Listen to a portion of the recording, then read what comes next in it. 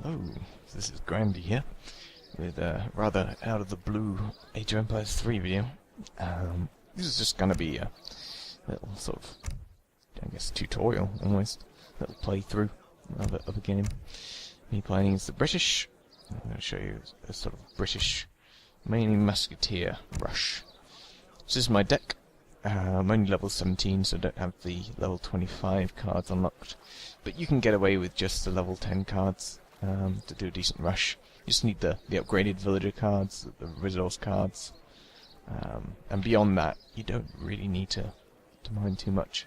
I do put in factories and that kind of thing, just in case the game goes on. But really, you should be ending the game in Colonial Age if you're doing the proper rush. So just for example, I'm going to use just a 1v1 against an expert bot. It's not a fail-safe plan to do this. I do fail at it sometimes. This one happened to go very, very well, as Henry Navigator is fairly passive in the very early game. He kind of crushes you mid-game if you let him. But with this rush, I come down on him pretty hard. And so, starting off, I like to put all my settlers on the food crates, and that just allows me to build the first settler as quickly as possible from my town centre. And I put my explorer into group 1 and send him off to treasures. So that's my early. And in terms of beyond those first crate collection, I'd like to put 3 people on wood and the rest on food.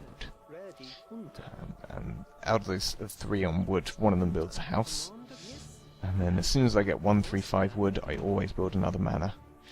And this just means that I get a kind of hybrid of getting settlers from the town centre using the food I get, and getting settlers from the manor houses from the wood I accumulate. And any new settler I get from manor houses I put on wood. So both sets are growing, and it's a nice little hybrid, as you can see.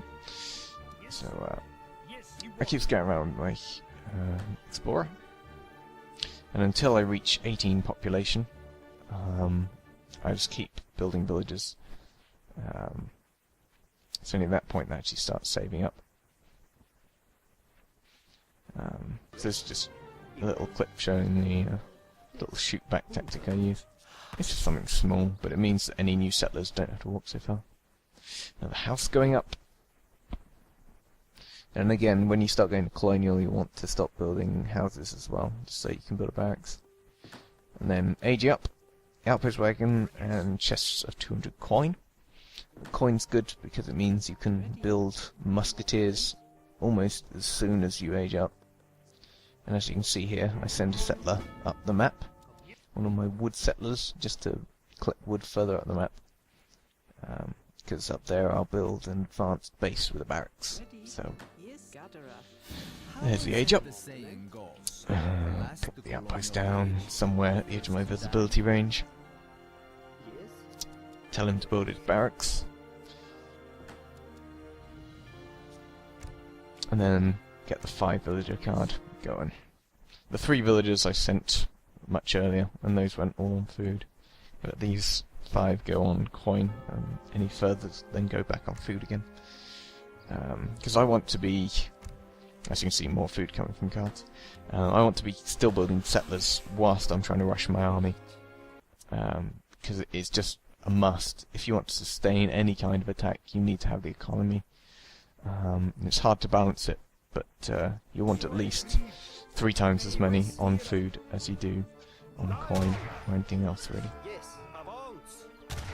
So they actually send settlers towards me to build something, which is very silly. It costs them 4 settlers straight away.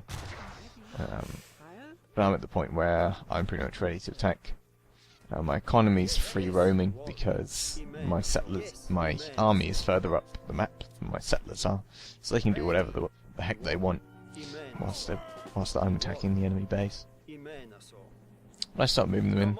20 muskets, 5 longbowmen, and I begin terrorizing him. He'd actually gone to fortress somehow, magically, but I managed to pick up his wagon, and all of his settlers go into his town centre, so that's my target. And I keep spamming out troops as much as possible. He actually has his scouting party come back to his centre just to try and defend, but it obviously fails. Oh, there's another one. He also managed to get a card for some Portuguese sort of skirmishers, skirmisher equivalent, light infantry, which means that if I put my skirmishers onto melee, they'll easily outclass them. But I keep going. I'm still building troops to try and back up my losses. Obviously this can be made a lot harder to do if the opponent has outposts and troops in general, I guess. But I managed to catch this one just before he started getting troops up. Because as soon as he gets the barracks, he starts spamming them out. But at this point, the game's won. Although he still has 2 more town centres due to being Portuguese. He's losing all of his settlers there, so they just get chewed down, and I then go finish off his other town centres and finish up with his dock. All while that was happening, I was still building settlers, still trying to expand, but yeah, I had a decent economy, and my army prevailed in the rush. It was very successful on this occasion. So yeah, that is the British rush that I've been using.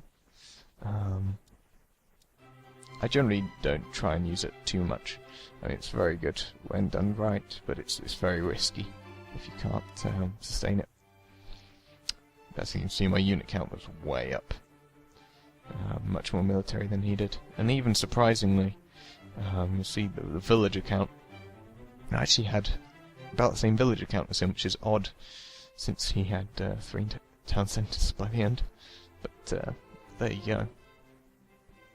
It just means that my economy was really quite decent. So yeah, that's about it.